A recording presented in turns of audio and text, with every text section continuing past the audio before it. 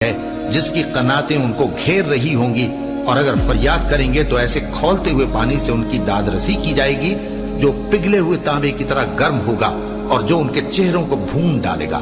उनके पीने का पानी भी बुरा और आरामगाह भी बुरी। बेशक ये किताब नसीहत हम ही ने उतारी है और यकीनन हम इसके निगहबान हैं।